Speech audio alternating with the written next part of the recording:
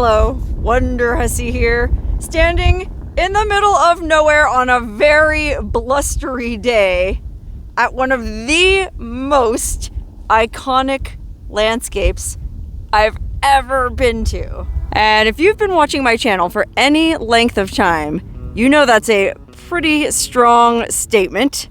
But in this case, I think it's accurate. Y'all recognize this view from, say, a movie or 10? That's right. This is Monument Valley. This particular point that I'm at right here is called Forrest Gump Point. Okay, remember the movie Forrest Gump with Tom Hanks? Where he's running across the country? I think he did a scene where he was running in his little short shorts down this highway. And to be honest, if it wasn't so dang windy and so dang cold, I'd be running down this highway in my short shorts. In fact, that was my idea this morning when I woke up. I thought, I'll put on my shorts and I'll open the video running down the highway towards the camera. Hey, Wonderhussy here. Unfortunately, it's too dang cold to be wearing short shorts today. So I had to bundle up in my puffer coat and my jeans and my boots. And golly, I guess this is the kind of day where you just want to hide from the wind in the car, which totally is no fun when you're at a beautiful natural area like this. Or is it? Actually, Monument Valley is kind of unique among national parks. First of all, it's not, well, it is a national park, but not in the sense of like the Grand Canyon or Yellowstone, because Monument Valley belongs to the Navajo Nation. So yes, it is a national park, but it belongs to the Navajo Nation. It's not in the national park system. And because it's such a, I guess, sacred site to the Navajo, well, you're not allowed to just go out and hike willy-nilly around these formations. No, sir. Here at Monument Valley, I guess you're limited to doing a 17-mile scenic loop drive through the park, which on a day like today doesn't sound bad at all.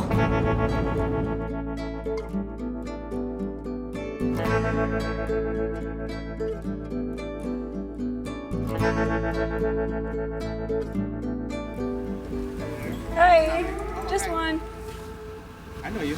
Oh, you do, huh? Have we met? Oh, holy cow, how about that? The guy at the ticket booth recognized me from YouTube. And that's actually the second time that's happened since I started shooting this video. I'm only a few minutes into it, and well, when I was shooting the opening there by Forrest Gump Hill, a tour bus rolled up. And at first I went, oh gosh, now I'm gonna wait for all these tourists to take their pictures. No, the tour bus operator, the tour guide got out and went, hey, Wonderhussy! Anyway, this isn't about me. This is about Monument Valley and how freaking amazing it is. Okay, up ahead, there's the View Hotel, which I guess is the only hotel within park boundaries. I guess before I go any farther, I should address the elephant in the room, my passenger. It's a long story. Basically, my friend had a pillow made of her ex-boyfriend. Well, now that he's her ex-boyfriend, she doesn't need the pillow anymore. And so I told her I'd take it and, take Ben here on a little road trip. Anyway, look at this. $8. That's all they charge to get in here. Now you might go, $8 just to drive around in a loop and look at some rocks? Listen, last week I paid $29 to go look at a hole in the ground, aka the meteor crater in Arizona. So I think $8 is a banging value. Anyway, I guess this is the start of the 17-mile scenic drive. And as you can probably hear, it's a dirt road. It's a little bit bumpy. And I guess that's why the speed limit is 15 miles per hour, which is fine with me because I would enjoy nothing more than a nice, easy cruise through this gorgeous landscape on a windy day like today. I even made some hot cocoa for the trip. I'm really looking forward to this. Wow, this is absolutely spectacular. I'm finding it hard to keep from smiling. It's interesting. I stayed in Mexican Hat, Utah, which is just north of here last night. And as I was driving in this morning and I crested the top of the hill where you can see that iconic Forrest Gump stretch of road, a huge smile broke out on my face. I mean, I'm a very cynical person, I'll be honest. Nothing impresses me. Well, Monument Valley impressed me. I mean, how could it not? It's been in so many movies over the years, not to mention Roadrunner cartoons, that coming here was almost like meeting a celebrity in person. You know, like if you ever met your celebrity crush in person, you'd probably get all goofy and, well, that's exactly how I feel being here. Golly, look at the beautiful orange sand. Giant sand dunes, unfortunately. Well, there aren't a ton of places you're allowed to get out and hike around or even park. Looks like there might be a place I can park up here. Let's park for a minute and see if we can get a up close and personal look at this sand. You know, I don't want to just sit on my butt in the car all day. Oh man, unfortunately, they really don't want you bushwhacking around off the road. I mean, I do get that. Of course, I don't want people tromping around all over the place because next thing you know, there'll be Frito bags and condom wrappers and empty soda cans all over this gorgeous landscape. And what's more, people would try to climb these awesome, well, buttes, mesas, spires. And then next thing you know, there'd be carabiners driven into them by crazy rock climbers and bits would start crumbling off. And so I get it, but it is a little frustrating. Okay, well, I'm not going to trespass and go past the sign, but I'm just going to show you guys. Look, this sand is absolutely beautiful. Orange color. Look at that. Oh boy, you can tell we're not in a U.S. national park by the state of the facilities. I guess there's these porta potties at intervals along the drive, and I don't think they're very frequently serviced. That one had 0 toilet paper. Good thing I brought my own. There are restrooms at the visitors center. Unfortunately, the visitor center was closed today. I have no idea why, but not to worry. There was also restrooms in the gift shop, and I'm sure that gift shop is like every other gift shop on the planet and is never closed. Although, to be fair, it was kind of a cool gift shop, I guess. I mean, it had all the usual suspects that you find out in this part of the country. T-shirts, coffee mugs, magnets, stickers, Kachina dolls, dream catchers, all kinds of Native American arts and crafts, which it looks like there's some vendors set up along the scenic drive too. Who can blame them? I mean, if I was the Native Americans, I'd be wanting to get as much money out of these white people as I could too, which is why it blows my mind they only charge $8 to drive this loop. I mean, don't tell them I said anything, but I feel like they could probably get away with charging at least twice that. Maybe that would be unseemly to capitalize on a sacred site like this. This is supposed to be a very sacred place for the Navajo, or I guess the Diné is what they call themselves in their language. And I can see why it would be considered sacred. I mean, these formations are just mind-blowing. Like, there's one of the famous mittens. I guess they call it a mitten because it kind of has a thumb. I mean, it looks like something other than a thumb to me. I might not call it a mitten. I might call it something else. But fortunately for everyone, this is not my national park, so I'm not in charge of naming stuff. Okay, wow, we're just cruising along this road, and it really does feel like a lazy way to see a park, but there's no hiking signs all over the place, so there's really no point in getting out other than to just take photos. I think there's one hike you can do here, back over by the visitor center, and it just kind of loops out around one of the mittens. And I might do that, or I might just enjoy my cozy drive with my hot cocoa.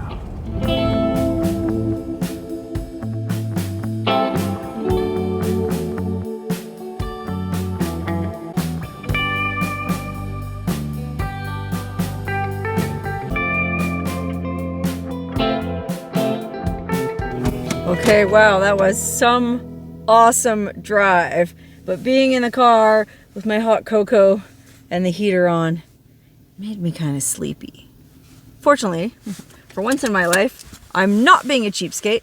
I actually booked a room at this hotel in Monument Valley. Okay, it's called the View Hotel. I guess because all the rooms have spectacular views into Monument Valley. I'm about to go check in and we'll see if that's true. Okay, I'm used to staying in Fleabag motels, so the view in Monument Valley seemed pretty dang nice to me. There was a ginormous lobby with lots of comfortable couches and lots of light coming in through these huge floor-to-ceiling windows looking out over the valley. On a blustery day like this, it would have been the perfect place to curl up by the fireplace with a coffee and Baileys from the beautiful bar running along one wall. But the bar was evidently not being used as such, so I just went over and checked into my room. Oh, wow. Fancy. So this is what $270 buys you in Monument Valley. Very tastefully appointed room with some exquisite Native American artwork and nature porn. Check, check, and check. Let's check out the bathroom. Okay, this is an ADA compliant bathroom, so most of the bathrooms here probably don't look like this, but yeah, it's very spacious. Big shower, no bathtub because this is a handicap room. And that's fine because I ain't trying to sit around and take a bath anyway. I'm here for one thing. You know, this hotel isn't called The Bath, it's called The View. So let's see how the view is. Well, as advertised, there is. I have my own private, well, I hesitate to call it a balcony. It's really a patio because I'm on the first floor. But I do have my own private seating space. Look at this. With an amazing view of, well, that's where we just drove, the loop. You can maybe see cars making their way along it. But then there's also an amazing view of the restaurant patio, which kind of puts the kibosh on any plans I might have had to sit out here and smoke a doob in peace. Just kidding, there's no smoking in this hotel, and I would never violate the rules. Anyway, wow, yeah, this is it. I mean, they aren't kidding. Every room in this hotel has this amazing view. I mean, you can see the rest of the building there. I think it's 3 stories. So 3 floors, every room has a balcony or a patio, and they all look out at the magnificence of post-rainstorm Monument Valley. Absolutely beautiful. And it looks like I'm in luck, and the weather is actually clearing up. Look at that, you can see blue sky coming back out, fluffy white clouds scudding by. With any luck at all, we'll have clear skies for sunset. I really want to go for a little walk, maybe a little hike at sunset. I think there's only one hike you can do here, and the trailhead is not far from the hotel, so I'm gonna go ahead and get unpacked, get settled in, and then get ready for sunset.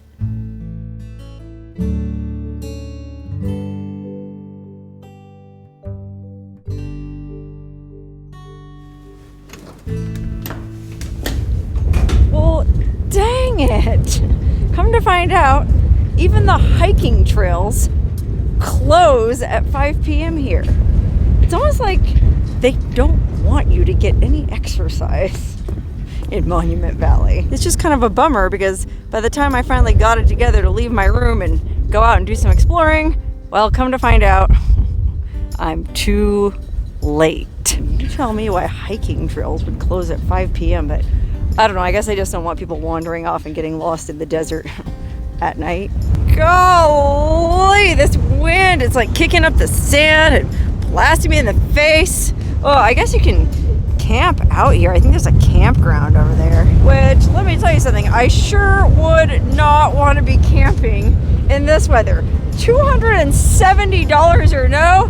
I'm glad I got that room. Speaking of rooms, look, there's a couple of authentic Native American dwellings. Look at this. It's like a little mud, well, kind of like a little mud teepee with a wood frame door. And it doesn't say you can't go in. I mean, golly, I'd be so happy to have this just to get out of the friggin' wind. Oh, it's actually very cozy in here. It's noticeably warmer once you're in out of the wind. So basically they just stuck a bunch of juniper branches together in a point, and then I guess they probably lashed them together. Oh yeah, I don't know if you can see. It looks like they might be, well, maybe they're not even lashed together. Maybe they're just balanced. And then they covered it with mud, and then it has this really nice soft sandy floor. And basically it makes an awesome cozy space to get out of this blasting wind. Man, these Navajo who live here are hardcore, especially back in the day when they lived in dwellings like this. I mean, it's hotter than bejesus in the summertime. It's freezing in the wintertime. The winds are blasting you. The sun is dermabrating you. Whew, couldn't have been an easy life. I think this little hut that I'm in, I think these are called hogans or hoggans. I'm not sure how you pronounce it, but this one here is pointy, and my understanding is that's a male hut, whereas these bigger round huts or hogans, these are female, and these are actually super cool. Check this out. Same kind of construction. Oh man, maybe we can't go in. It's a door on it. Oh, let's see. Oh, it's not locked.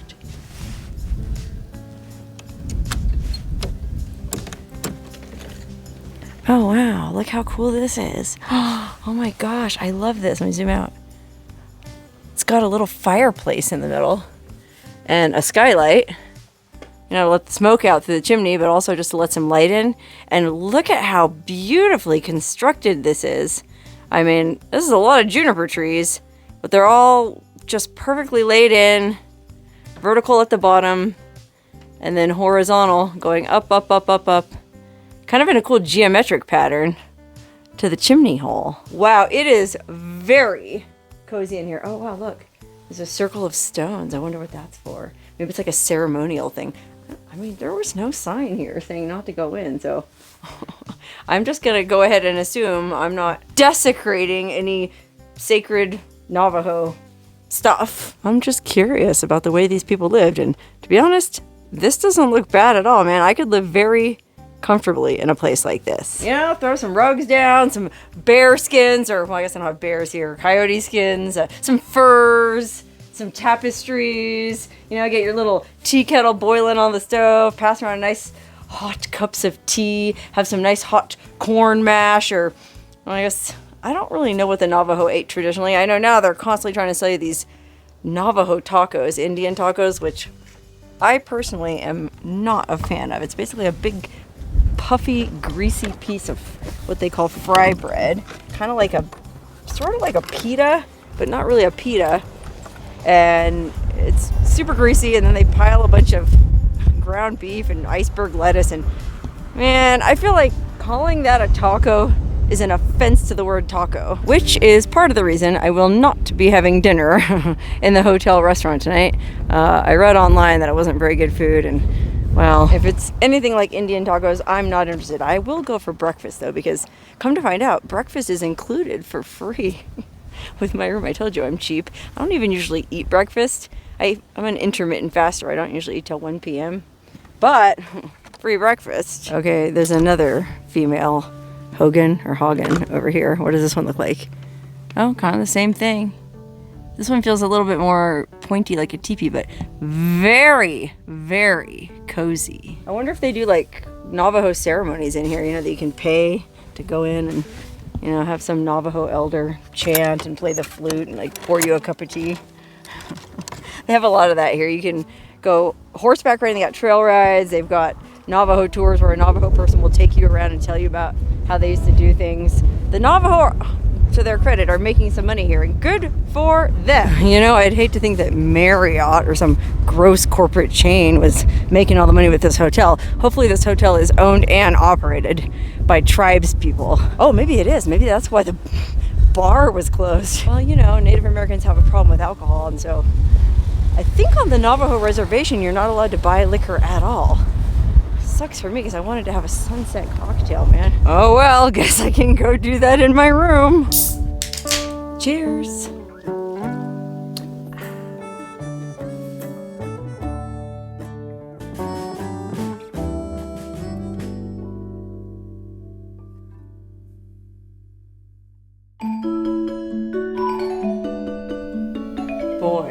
That view never gets old. Definitely the best part of staying at this hotel. And I could sit here all morning and look at it, but free breakfast. It says breakfast is served from 7 to 10, and it's already like 8:30.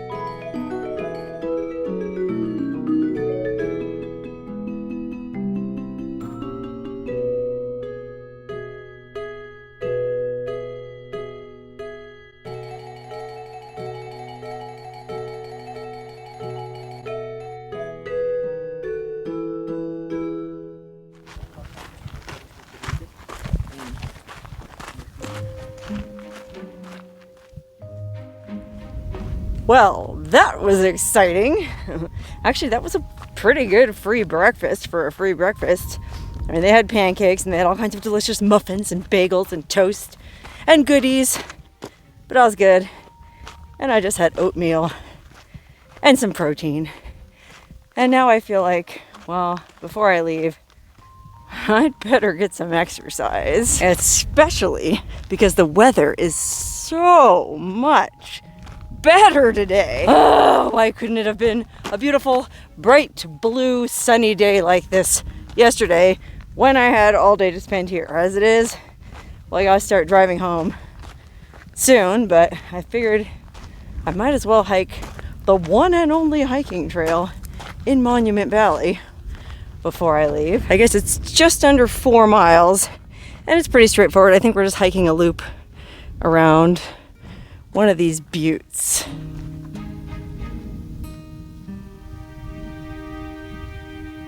Boy, it really does feel like I stepped inside my TV set and I'm hiking in a Roadrunner cartoon or a John Wayne movie. Either way. Well, dang, if I have my choice, can I hike in Thelma and Louise?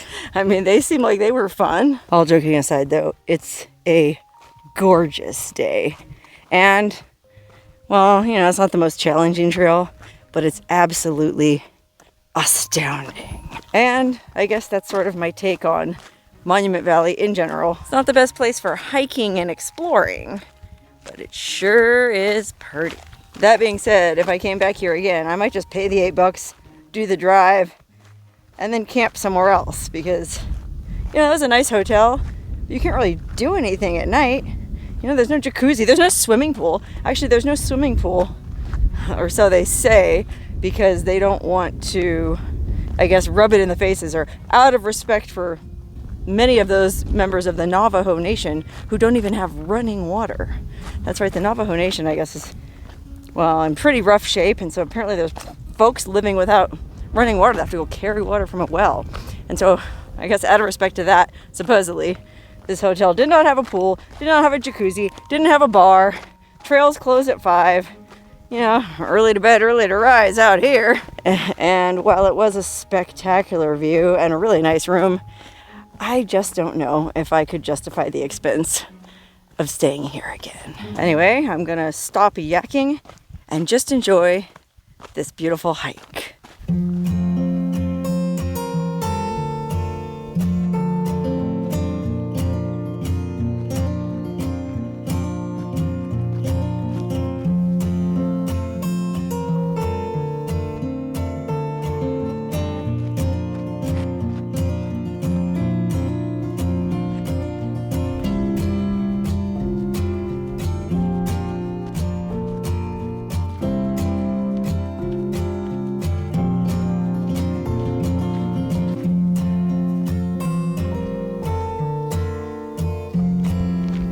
Okay, wow, that was a nice little hike, you know, just challenging enough to get me breathing heavy.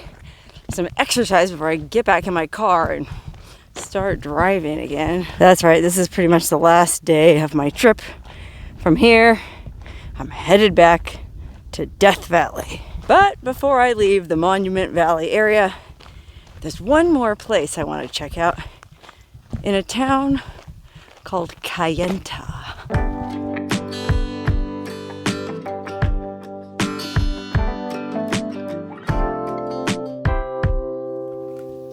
Okay, I'm here. And you're probably wondering why I'm at a Burger King. Well, it's because this particular Burger King apparently has a big Navajo cultural display out back, which, yeah, okay, big deal, right? There's been Navajo cultural displays all over the place here. Well, this one is supposed to be particularly interesting because I guess there's this thing called code talkers, okay? Sometimes when there's a war going on, in man's ultimate folly to send messages to each other without the enemy being able to understand them or intercept them, I guess sometimes countries will send the messages in code. And so they'll make up all kinds of different codes, but sometimes they'll just use languages that aren't often spoken. So I was reading online that some militaries have used Basque, the Basque language, because it's very unique. Basque isn't related to any other language group.